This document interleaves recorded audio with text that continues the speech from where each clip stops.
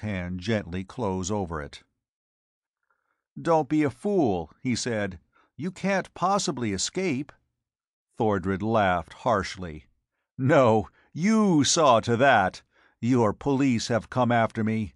If I hadn't stolen your memories, I'd never have escaped them. I disguised myself as a workman and rode up here. Nobody stopped me. And I have a weapon now. I made it with the knowledge and memories I took from Ardath." Marian's face was paper white.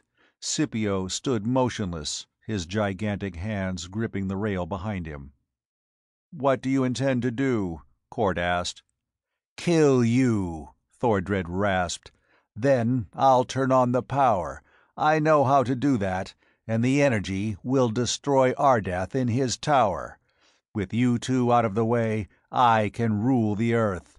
My brain, with the combined knowledge of yours and his, is wiser than any other in the world." "You may do that," Cort admitted, warily watching for an opening. "But what about the plague?" "I haven't forgotten that. The towers can be repaired. The Earth shield can be created, even without you and Ardath.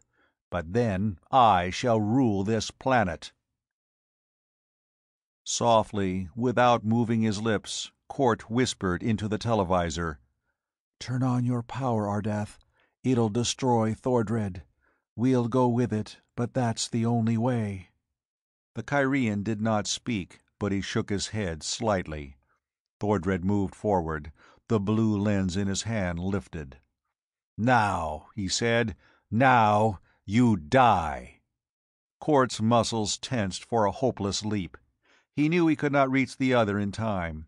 His fingers tightened over the wrench. Scipio had not moved. His eyes were aglow. Murder-lust sprang into Thordred's dark face. He aimed the crystal. "Thordred!" Ardath's voice rang out from the televisor. Startled, Thordred involuntarily glanced toward the instrument. Simultaneously on the screen, a beam of blinding white light flashed from Ardath's hand. It flamed into Thordred's eyes, blinding him. Roaring, the giant shook his head, a ray of blue radiance spearing wildly from the lens he held. Cort snatched up the wrench and hurled it with all his strength. It struck Thordred's hand. The lens was hurled away, to shatter on the metallic floor. Ready to hurl himself at Thordred, Cort was halted by Scipio's bull voice. The Carthaginian roared, "Back, Cort! He is mine! Mine to slay!" No longer blinded by the ray, Thordred turned to face this new menace. With the snarl of a cornered beast, he closed with his attacker. The mighty, hair-covered hands closed about Scipio's throat. The Carthaginian tore them away, and the two men gripped each other about the waist. They reeled back and forth, each striving to throw the other. To and fro on the platform they wrestled, hundreds of feet above the ground. Staggering to the railed brink and back, Thordred bellowed with insane rage. His mouth gaped open as he sought to sink his teeth into Scipio's throat. The Carthaginian swung his fist in a short arc. The power of the blow brought blood gushing from Thordred's cheek. Cort and Marion, and on the screen Ardath and Li Yang, watched the two titans battle. The men were well matched. Thordred was taller, but Scipio seemed to weigh a trifle more. Yet the raging, murderous frenzy that filled them both was exactly equal. Abruptly, Thordred drove a foul blow at Scipio's middle. The Carthaginian grunted, and his guard dropped for a moment. Instantly, Thordred hurled himself upon his opponent. The two went down, Thordred on top. The hairy hands again sank into Scipio's corded throat. Cort sprang forward, the wrench in his hand. Scipio turned his head slightly. His deep voice roared a warning. "Back, Cort! He is mine to slay!" Then the iron hands of the gladiator from Carthage found their mark, the throat of the savage from the Earth's youth. And they sank deep, deep. All the tremendous strength in Scipio's muscles seemed to flow into his arms. Cords and knots stood out under his bronze skin.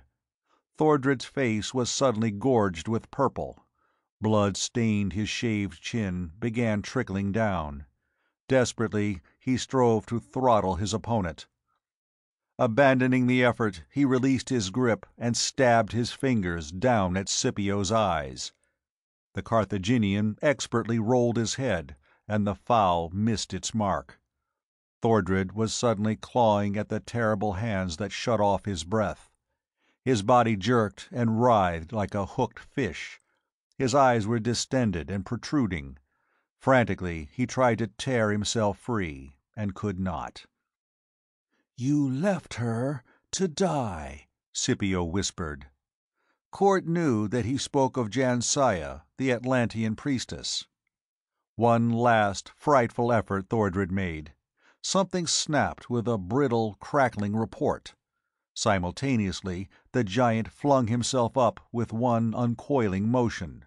He stood upright, amber eyes glaring, breath hissing and rattling into his starved lungs.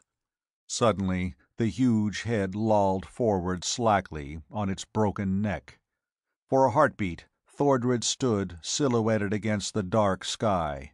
Then he crashed, lifeless, to the floor. Scipio sprang up. He heaved up the heavy body of Thordred and went staggering toward the railing. He flung the body out into the abyss and stared after it with brooding eyes.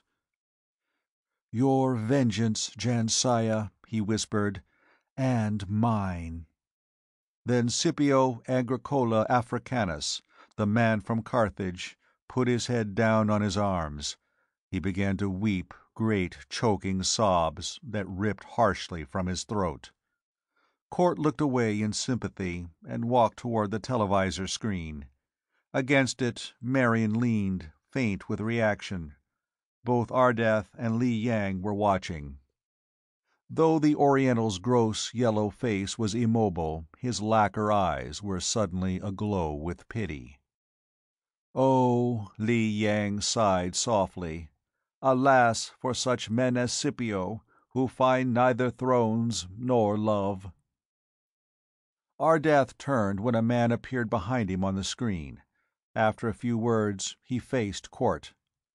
"The work has been done sooner than I expected. We can turn on the power now.